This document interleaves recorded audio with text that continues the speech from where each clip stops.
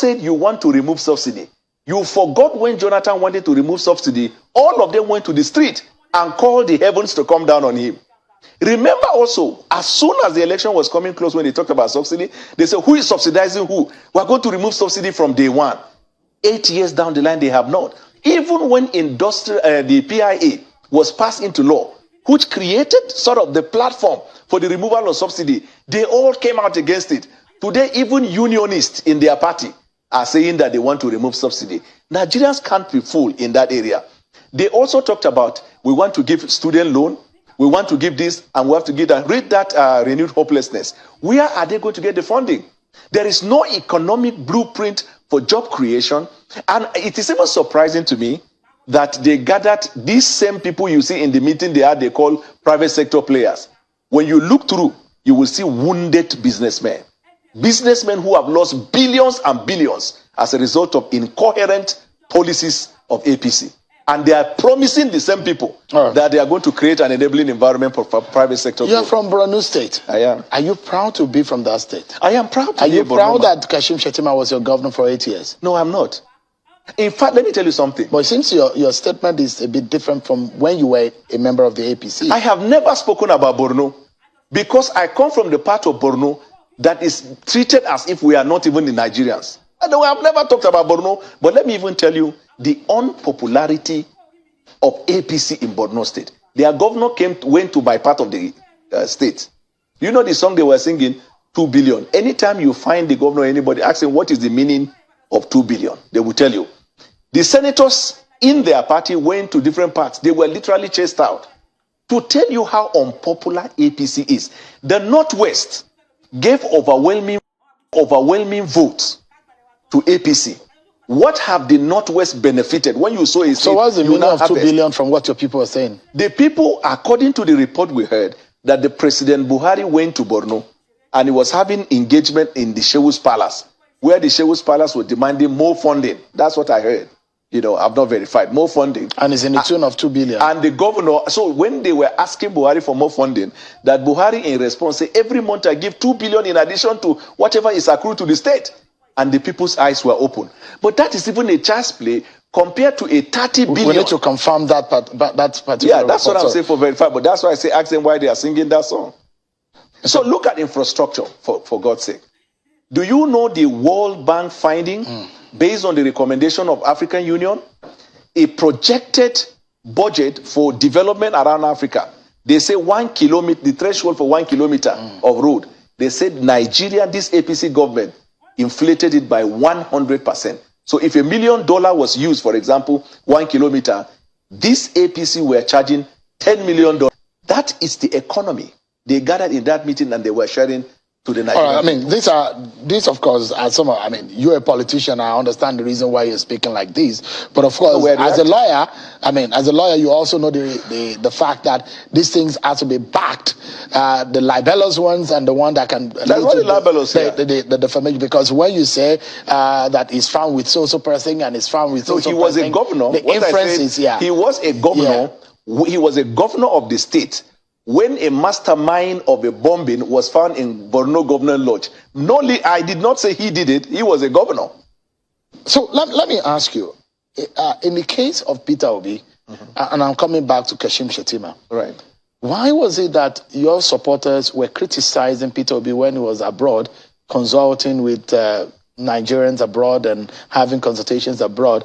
Now your candidate is abroad, right?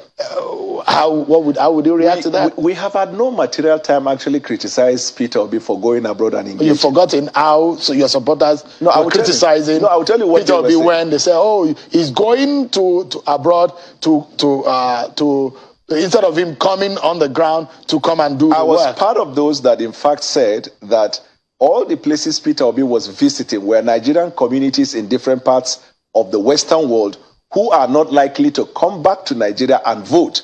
And he ignored the primary responsibility he had because we felt he came through a party that has a short time to make impact, and so he had a misplaced priority. In the case of Atiku Abubakar engaged with development partners. There is virtually nothing we need in terms of growth and development as a country to which we don't look up to the US. He didn't go to just see group of people who are having some picnic, attend a group of meeting where there are people who are having dinner. He engaged with the Department of State. Department of State is like foreign affairs ministry. It is cogent and compelling. In other words, his visit to the U.S. should even benefit the government of Nigeria of today. So let's go back to what Kashim Shettima said. Yeah. And he made a point. He said, your presidential candidate had been making divisive statements. Right. Let me respond to it. His own principal said, Emilekun, when he gave the famous and what has come to become the national anthem of the party, when he said, Olule, Oshekini, Olile, Oshekeji, Olule, Osheketa, Olule, Olule, television. Your Yoruba is very horrible. It was in that meeting he said it was his own turn to be president. It's not about the people, it's not about everyone. But escalated to the most recent visit he made to Pa Adefaranti. He was telling him that not a single Yoruba is opposing the idea of me securing the ticket. He's not talking about Nigeria or APC. Then he added, he said, I promise you when I go to the election, I will bring back the trophy. In other words, his idea of the race to presidency is like you go and get a trophy to your ethnic enclave. There is not a single divisive statement that matches that. But we are not surprised that these things did not find their ways into print and electronic media. Because just last week, he had a meeting with editors in Oriental Hotel in Lagos, where he was literally persuading and buying them over to his view. We have also heard when he said he will curse anybody that tried to settle Wike and Atiku. We are not perturbed by that. But let me tell you what they are selling to the Nigerian people, what they call renewed hopelessness. In their renewed hopelessness, what is their economic model? You call it renewed hopelessness, but they call it renewed hope. But let me tell you why it is hopeless. This current government is the government of APC. They don't even know. Their entire manifesto is a campaign against the government. And a kingdom divided against itself cannot stand. Read their campaign manifesto. It is activism. You are doing activism against who? You now said you want to remove subsidy. You forgot when Jonathan wanted to remove subsidy, all of them went to the street and called the heavens to come down on him. Remember also, as soon as the election was coming close, when they talked about subsidy, they said, who is subsidizing who? We are going to remove subsidy from day one. 8 years down the line, they have not. Even when the PIA was passed into law, which created sort of the platform for the removal of subsidy, they all came out against it. Today, even unionists in their party are saying that they want to remove subsidy. Nigerians can't be fooled in that area. They also talked about, we want to give student loan, we want to give this, and we have to give that. Read that renewed hopelessness. Where are they going to get the funding?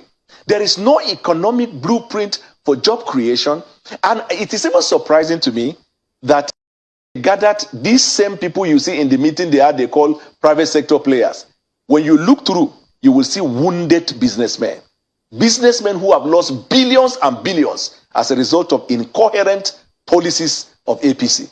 And they are promising the same people that they are going to create an enabling environment for private sector. You're from Borno State. I am. Are you proud to be from that state? I am proud to Are be you a Borno proud man. that Kashim Shettima was your governor for 8 years? No, I'm not. In fact, let me tell you something. But since your statement is a bit different from when you were a member of the APC. I have never spoken about Borno because I come from the part of Borno that is treated as if we are not even the Nigerians. And I have never talked about Borno, but let me even tell you the unpopularity of APC in Borno State. Their governor went to my part of the state. You know the song they were singing, 2 billion. Anytime you find the governor or anybody asking what is the meaning of 2 billion, they will tell you. The senators in their party went to different parts. They were literally chased out. To tell you how unpopular APC is, the Northwest gave overwhelming votes to APC. What have the Northwest benefited when you saw a So what's the meaning of 2 billion from what your people are saying? The people, according to the report we heard, that the President Buhari went to Borno and he was having engagement in the Shewu's Palace, where the Shewu's Palace was demanding more funding. That's what I heard. You know, I've not verified. More funding. And it's in the tune of 2 billion. And the governor, so when they were asking Buhari for more funding, that Buhari in response said, every month I give 2 billion.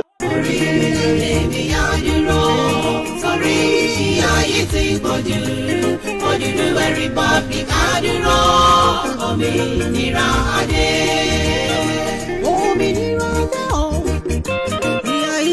pọ̀jù fún wa orílẹ̀-èdè.